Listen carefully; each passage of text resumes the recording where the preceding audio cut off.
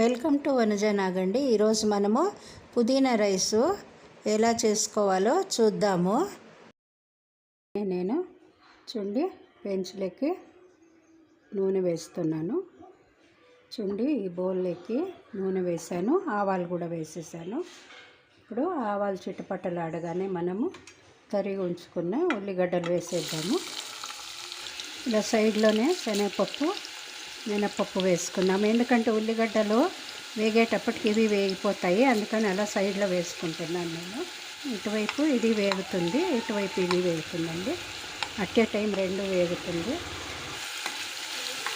ఇవన్నీ వేగేటప్పుడు ఇవి బాగా వేగిపోతాయండి, అందుకని అలా వేస్తాను నేను. రెండు రకాలు చేసుకోవచ్చు. ఫస్ట్ ఇది వేసి కూడా ఇప్పుడు చూడండి కలర్ మారిపోయింది, అప్పుడే పోపు గింజలు తెలుస్తూ ఉంది మీకు. ఇందులోకి ఇప్పుడు తరిగి ఉంచుకున్న ఆలు వేసానండి. సన్నగా తరుక్కోవాలి ఆలు. ఇవన్నీ కలిపి వేయించుకుందాము. పోపు గింజలన్నీ కూడా కలర్ వచ్చినాయండి. ఇంకా ఇవి వేగేటప్పటికి అది ఇంకా బాగా కలర్ వచ్చేస్తుంది. పసుపు వేస్తున్నాను, ఉప్పు వేస్తున్నాను. ఉప్పు ఈ స్పూన్తో 1.5 స్పూన్ వేస్తున్నా అండి.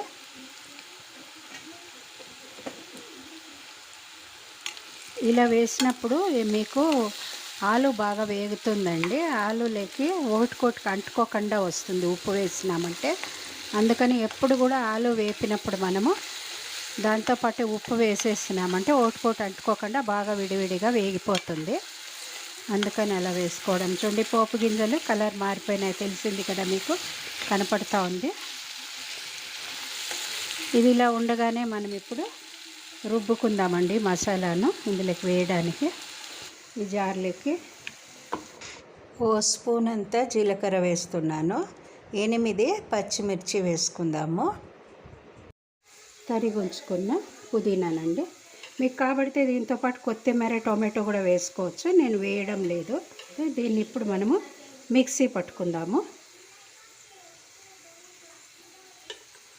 జార్లోకి వేసేసాను కదండి, దీన్ని మిక్సీ పట్టుకుంటాను. చూడండి ఇది ఫుల్ మెత్తబడిపోయినాయి ముక్కలు. చెప్పా కదండి గింజలు అన్నీ కూడాను బాగా కలర్ మారిపోయింది. ఇప్పుడు ఇందులోకి రుబ్బుకున్న దాన్ని వేసేద్దామండి. మిక్సీ చేసుకున్న మసాలానంతా వేసేసానండి. దీన్ని ఇప్పుడు పచ్చివాసన పోయేదాకా వేయించుకోవాలి మనము. కమ్మగా వాసన వస్తూ ఉందండి. వేరే స్పైసెస్ ఏమీ వేసే పనిలే, మొత్తం ఇవి 2-3 ఐటమ్స్తోనే చాలా బాగా రుచికరమైన పుదీనా రైస్ మీకు రెడీ అవుతుంది.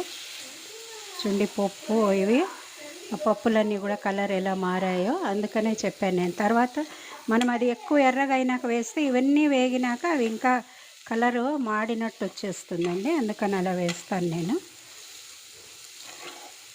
కమ్మగా ఉందండి. ఇప్పుడు ఇందులోకి అన్నం వేసి కలిపేయడమేనండి.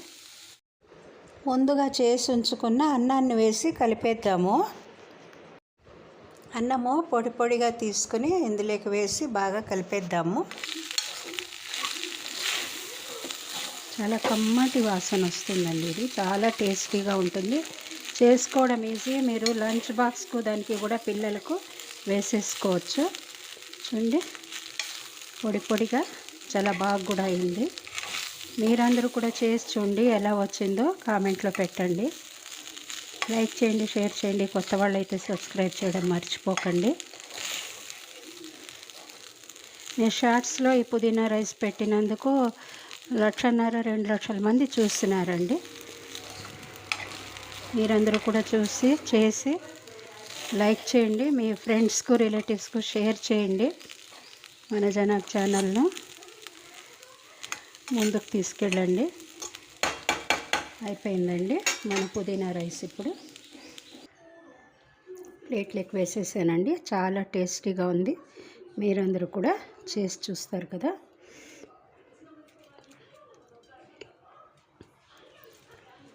Thanks for watching my video అండి.